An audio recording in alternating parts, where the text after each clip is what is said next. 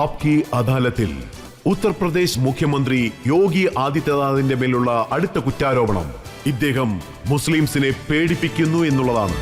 യോഗി sir, താങ്കളുടെ influence നോക്കുകയാണെങ്കിൽ താങ്കളുടെ ഇൻഫ്ലുവൻസ് കാരണം നവദീപ് റാണ ഹൈദരാബാദിൽ പോയി ഓവൈസി ബ്രദേഴ്സിനോട് എനിക്കൊരു 15 മിനിറ്റ് തരൂ എന്ന് പറയുന്നു.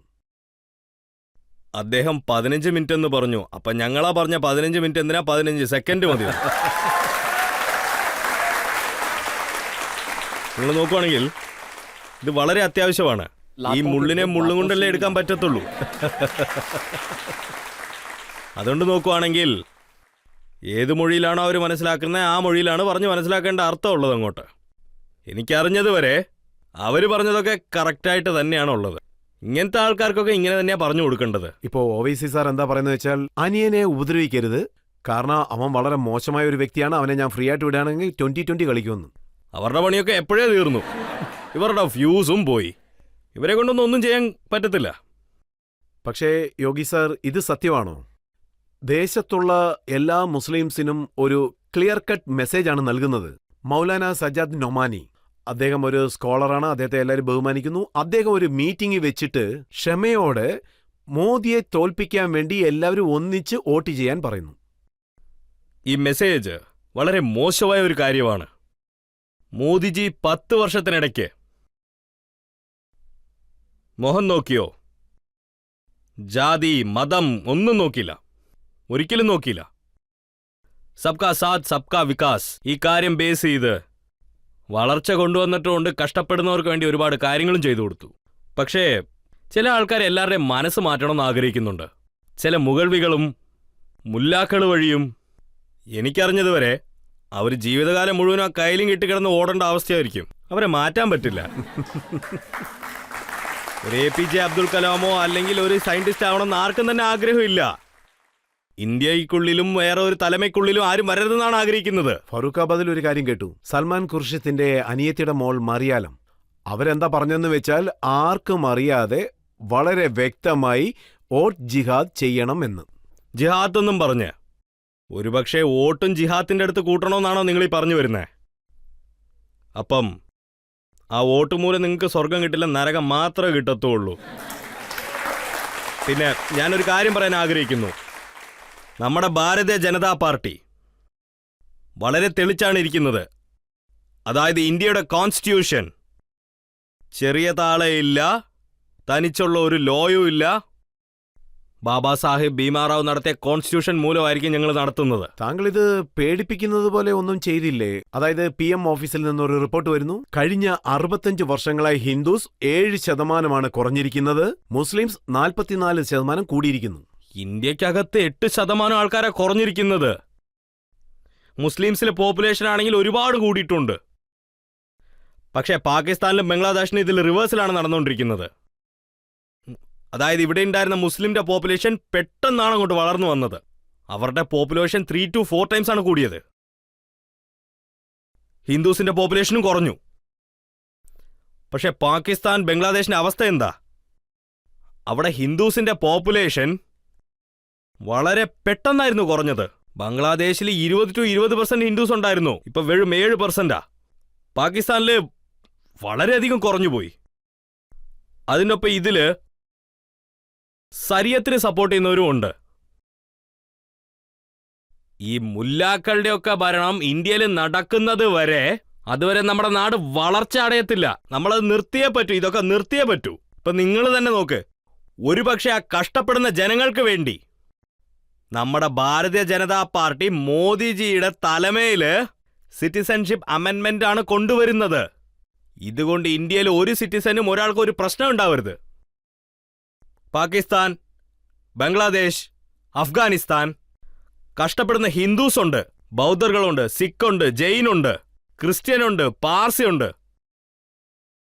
ഈ എല്ലാ കഷ്ടപ്പെടുന്ന ജനങ്ങളും പാകിസ്ഥാനിലും അഫ്ഗാനിസ്ഥാനിലും ഉള്ളതെന്ന് ഞാൻ പറയത്തുള്ളൂ. ഇവരെല്ലാവർക്കും ഇന്ത്യൻ സിറ്റിസൺഷിപ്പ് കൊടുക്കണമെന്നാണ് ആഗ്രഹിക്കുന്നത്. അവർക്കൊക്കെ സിറ്റിസൺഷിപ്പ് കൊടുക്കണമെന്നാണ് ആഗ്രഹവും ഞങ്ങൾക്ക്. അതിവർ ഇവിടെ ഇന്ത്യയെ തന്നെ ഇന്ന് എതിർക്കുക.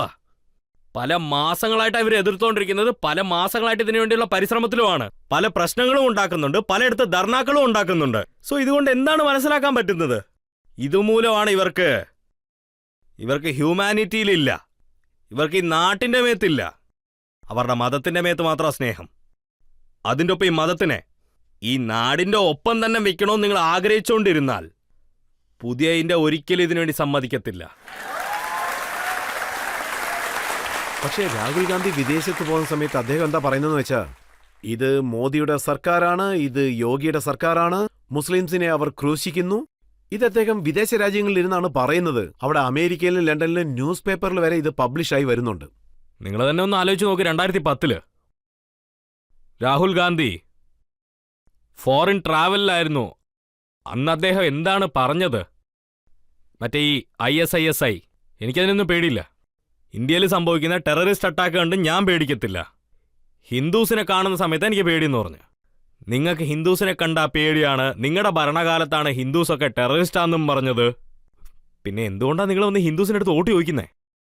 അവരുടെ അടുത്തൊന്ന് മാറിയിരുന്നാ പോരെ. സത്യം പറയണമെങ്കിൽ ഇദ്ദേഹം ഒരു ആക്സിഡന്റ് ഹിന്ദു. ഇദ്ദേഹത്തിന് ഒരു ഹിന്ദു എന്ന് പറയാൻ തന്നെ നാണം കെട്ടോണ്ടിരിക്കുകയാണ്. അത് മാത്രമല്ലാണ്ട് ഹിന്ദുസിനൊക്കെയാണ് ഇവർ ടെററിസ്റ്റ് എന്നും പറയുന്നത്.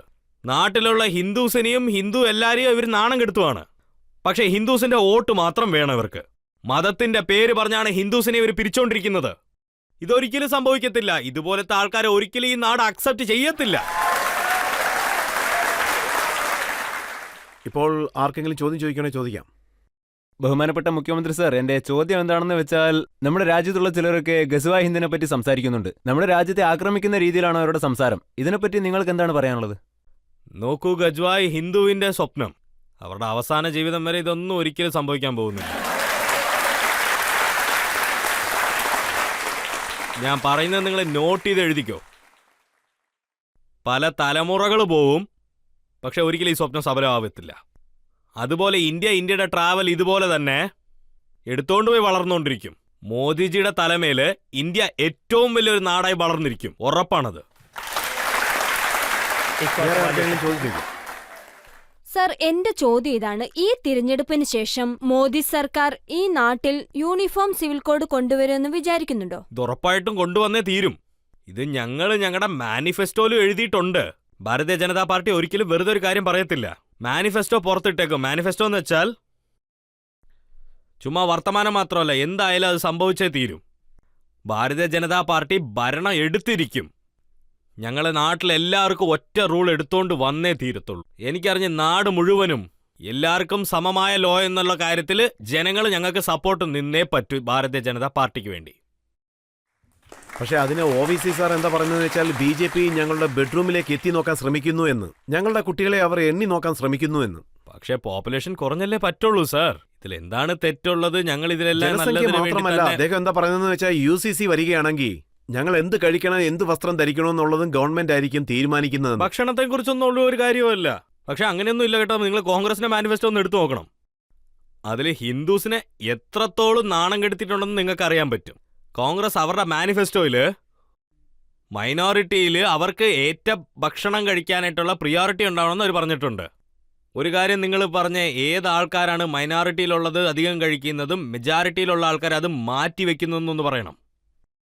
അത് പോത്തിൻ്റെയോ പശുവിൻ്റെയോ മാംസമായിരിക്കും. ഇന്ത്യയിലെ സനാതന ധർമ്മം പ്രകാരം അത് കഴിക്കാൻ പാടില്ല. ഇന്ത്യയിലെ ഉത്തർപ്രദേശിലും ഇന്ത്യയിലെ മറ്റുള്ള സ്റ്റേറ്റുകളിലും പശുവിനെയോ പോത്തിനെയോ കൊല്ലുന്ന എല്ലാം തടഞ്ഞിട്ടുണ്ട്. പക്ഷേ ഇതിനു ശേഷവും കോൺഗ്രസ് എല്ലാം തടയുവാണെങ്കിൽ ശരിക്കും പറയുക ഹിന്ദുസിന്റെ വിശ്വാസത്തിന് മേലാണ് അവർ ഈ കളിച്ചോണ്ടിരിക്കുന്നത്. അവരതിന് ഉത്തരം പറയും. ഇന്ന് കോൺഗ്രസ് അവർ നടക്കുന്ന കാണുമ്പോൾ ഇംഗ്ലീഷുകാരുടെ DNA ഇവർക്കുള്ളിൽ വന്നിട്ടുണ്ട്. അതാണ് ഇവരുടെ മാനിഫെസ്റ്റോയുടെ അകത്ത് ഇന്ത്യയിലോട്ട് വെച്ച് അമക്കാൻ നോക്കുവാണ് അവര്. ഇന്ത്യയിലെ ജനങ്ങൾ ഇത് ഒരിക്കലും സമ്മതിക്കത്തില്ല, ഒരിക്കലും സമ്മതിക്കില്ല. പക്ഷെ ജനങ്ങൾ എന്താ പറയുന്നത് വെച്ചാൽ, UPA താങ്കൾ വളരെയധികം മാറ്റിയിരിക്കുന്നു. കൺവെറിയറുടെ മുകളിൽ താങ്കൾ പുഷ്പവൃഷ്ടി നടത്തുന്നു, അവരുടെ കാലിൽ താങ്കൾ മസാജ് ചെയ്യുന്നു. പക്ഷെ OVC സാർ പറയുന്നത് അവർക്കാണ് അടിയെല്ലാം വീഴുന്നതെന്ന്. ഒരാൾ തെറ്റ് ചെയ്യുവാണെങ്കിൽ അടി മേടിച്ചല്ലേ പറ്റുള്ളൂ. അതായത് ആ വിശ്വാസത്തിന് റെസ്പെക്ട് കൊടുത്തേ പറ്റൂ. കഴിഞ്ഞ 7 വർഷത്തിനിടെ UPയിൽ ഒരു പ്രശ്നവും ഉണ്ടായിട്ടില്ല, അതുറപ്പാണ്. ഒരു കർഫ്യൂസും ഇല്ലായിരുന്നു.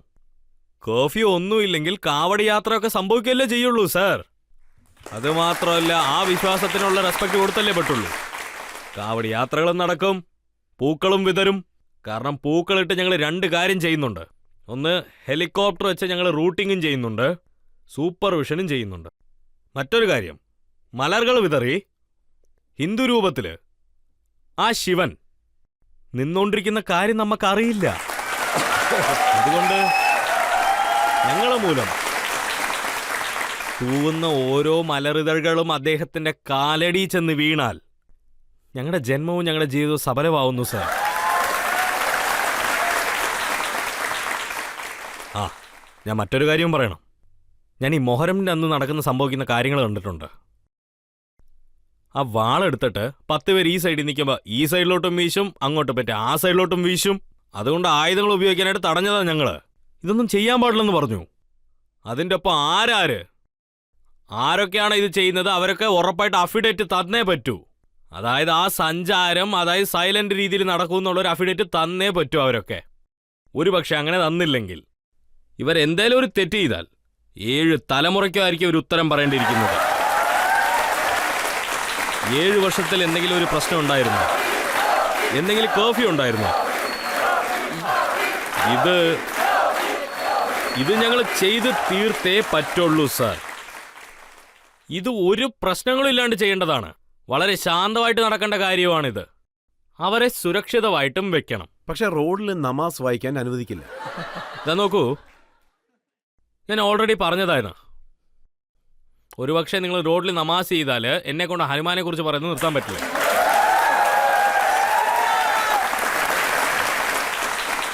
അതുമാത്രമല്ല, എന്റെ സ്ഥലത്തിലുള്ള 25 കോടി ജനങ്ങളെ ഞാൻ നോക്കിയേ പറ്റൂ. അവർക്കൊരു വിധത്തിലും പ്രശ്നം വരാൻ പാടില്ലെന്ന് ആഗ്രഹിക്കുവാണ് ഞാൻ. അമ്പലം പൂജിക്കാനായിട്ടുള്ള സ്ഥലവാ, മസൂദി നമാസ് ചെയ്യാനുള്ള സ്ഥലവും. നിങ്ങൾക്ക് നമാസ് പഠിക്കണമെന്ന് വെച്ചാൽ മസൂദിക്കുള്ളിൽ ഈദ്ഗയ്ക്കുള്ളിൽ പോകണം. ഒരുപാട് ആൾക്കാരുണ്ടെങ്കിൽ 2 or 3 ഷിഫ്റ്റ് ഇട്ട് പഠിച്ചോണം നിങ്ങൾ. പക്ഷെ റോട്ടിലോട്ട് ഇറങ്ങി പഠിക്കാൻ പാടില്ല നിങ്ങൾ. അതിൻ്റെ ഒപ്പം റോട്ടില് യുപിയിൽ നിങ്ങൾ നോക്കുകയാണെങ്കിൽ ഒരു റോഡിൽ ഇങ്ങനെ ഇറങ്ങി നമാസ് പഠിക്കത്തില്ല ആരും. ഇപ്പോൾ മസൂദിൽ നിന്നും മറ്റുള്ള സ്ഥലങ്ങളിൽ നിന്നും ലൗഡ് സ്പീക്കേഴ്സ് ഒക്കെ ഞങ്ങളെടുത്ത് വളരെ സ്വസ്ഥമായിട്ട് ആരോഗ്യബലം ഇല്ലാത്തവരും കുഞ്ഞുങ്ങളും ഗർഭിണി പെങ്ങളും എല്ലാവരും വളരെ പീസ്ഫുള്ളായിട്ടാണ് അവരുടെ എക്സാംസിന് വേണ്ടി തയ്യാറാകുന്നത്. വയസ്സാവുന്നവരെല്ലാവരും വളരെ നന്നായിട്ട് റെസ്റ്റ് എടുക്കുന്നത്, വളരെ സ്വസ്ഥമായിട്ടാണ് ഇരിക്കുന്നതും. ഇല്ലെങ്കിൽ അത്രയും വലിയ ശബ്ദം കൊണ്ട് ഉള്ള പേഷ്യൻസും നടുങ്ങുവാണ്, ഉള്ള എല്ലാ പ്രോബ്ലംസും 2 ഇരട്ടി മികച്ചു വരുവാണ്. പിന്നെ പിള്ളേരാണെങ്കിൽ പഠിക്കാനായിട്ട് അപ്പോഴായിരിക്കും ഫോക്കസ് ചെയ്യുന്നത്.